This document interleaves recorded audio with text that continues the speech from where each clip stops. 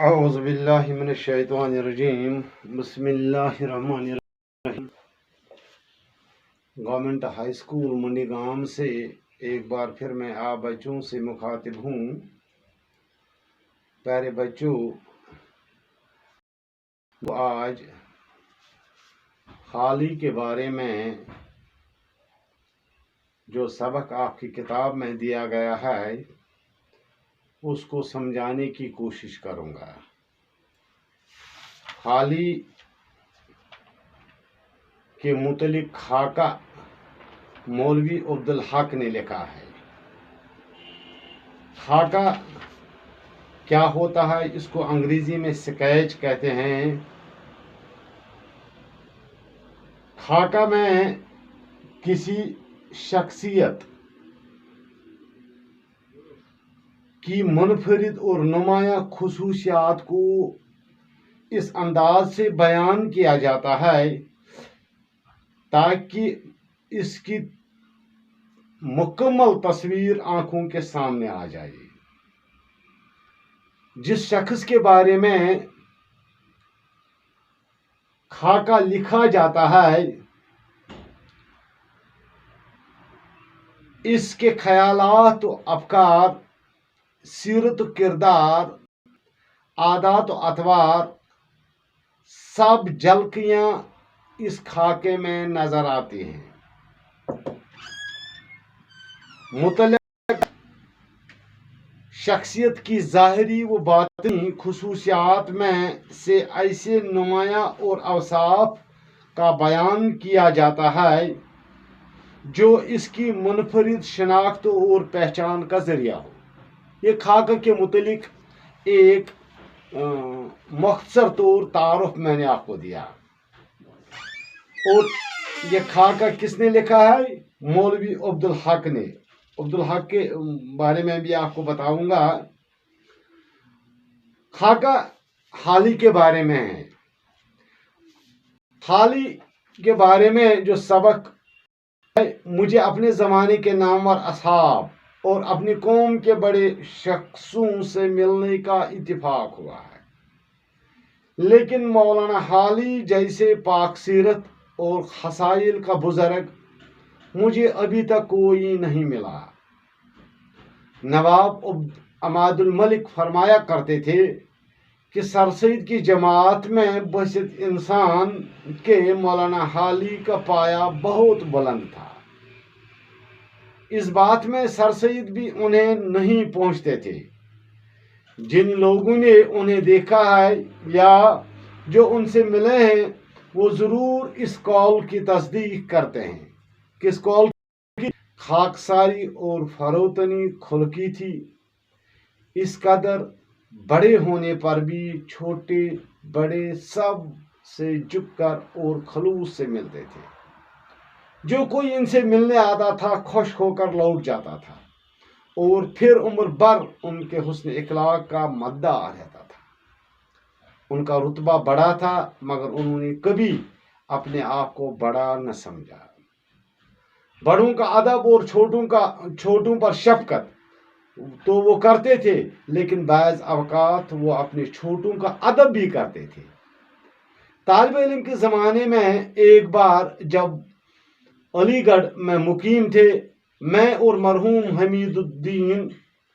مولوی حمید الدین ان سے ملنے گئے تو وہ سرقد تعظیم کے لیے کھڑے ہوئے۔ ہم اپنے دل میں شرمندہ ہوئے۔ مولوی حمید الدین نے کہا کہ آپ ہمیں تعظیم دے کر محجوب کرتے ہیں۔ فرمانے لگے کہ آپ لوگوں کی تعظیم نہ کروں تو کس کی کروں؟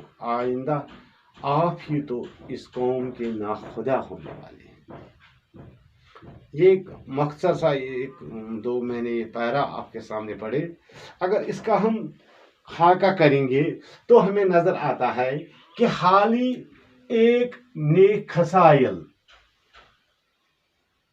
خصائل کے مالک تھے، اور اپنے نیک خصائل کی وجہ سے، اپنے سیرت کردار کی وجہ سے اس نے ایک بہت بڑا مقام حاصل کیا تھا۔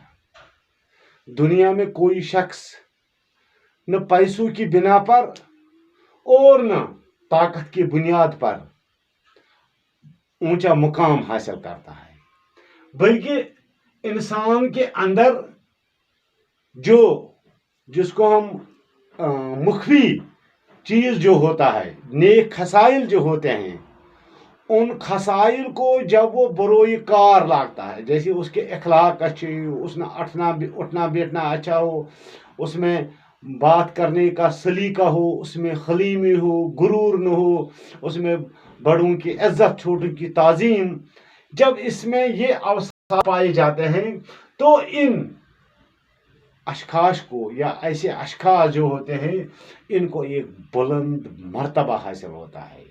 दुनिया के लोग इनको ताजीम की नज़रों से देखते हैं।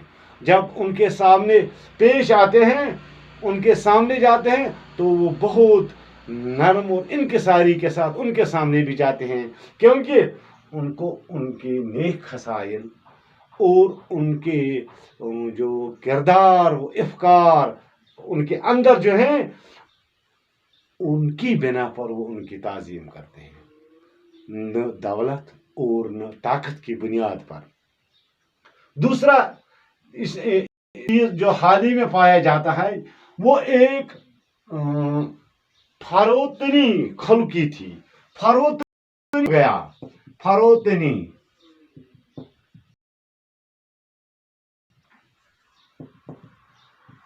एक ऐसी शख्सियत जिसकी था तकब्बुर, इसके अंदर क्या पाया, इसके अंदर हमने तवाज़ा पाई, नरमी पाई, खलीमी पाई, और इन्हीं खसाइल की बुनियाद बहुत इसको बड़ा मर्तबा हासिल हुआ।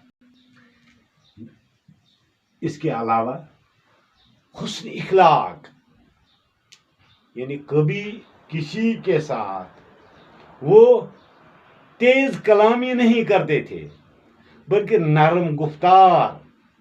नरम गुफ्तारी के साथ पेश आते थे। ऐसी बात नहीं करते थे जिससे किसी का दिल रंजीदा हो जाए, और उनके अंदर खुलूस था। जो खुलूस का मादा जिस शख्स के अंदर हो, यानी ये खालिस से निकला है। जैसे हमारे दिल में नफरत, अगर हमारे दिल में बुरी नफरत की निगाहों से किसी को देखेंगे, किसी को छोटी नजरों से देखेंगे, या किसी को बहुत से बुनियादों पर, चाहे मजहबी बुनियाद हो, चाहे किसी की गरीबी को, चाहे उसके अखलाक, यानी मुख्तलिफ तरीकों से अगर इंसान दूसरों के साथ पेश आए तो उसके ये कहेंगे खुलूस नहीं है इस अंदर के। दूसरी बात, इसके अंदर जो खुलूस था, जो इखलास था, इस इखलास ने इसको एक ऊंचे मुकाम तक पहुंचा दिया। और आज हम इस वक्त इतना उर्सा गुजरने के बाद आज हम इसके बारे में बात कर रहे हैं।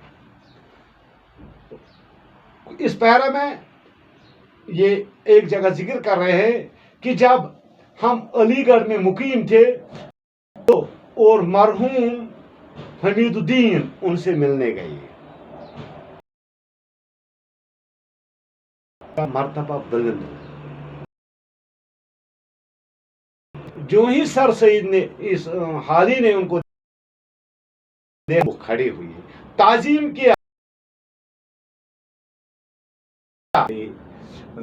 ख्यालात नेक खसाइल बुलंद पाया, और ये हुस्न इखलाक वाली शख्सियत ने हमें ताजीमन, वो हमारी ताजीम में खड़े हो गए, तो वो शर्मिंदा हो गए। बाद में मौलवी हमीदुद्दीन ने जब उनसे पूछा कि आप हमें ताजीम देकर हमें शर्मिंदा कर रही हो, तो उसका जवाब आप देखिए, उसने जवाब में उसने वापस कहा, आपकी ताजीम न करूं तो किसकी करूं, क्योंकि आप इस कौम के रहनुमा होने वाले हैं। आप इस नेशन, इस कौम के वो नाखुदा है जो इस कौम को आइंदा तामीर करने वाले हैं। जब मैं आपकी ताजीम न करूँगा तो फिर किसके करूँगा। पहले बच्चों, ये मैंने आपको आज 10th A के बारे में आपको ये बताया। कल इसके आगे मैं आपको पढ़ाऊँगा इंशाअल्लाह रहमान। कल आपसे फिर मुलाकात होगी। अस्सलामु अलैकुम व रहमतुल्लाहि व बरकातहू।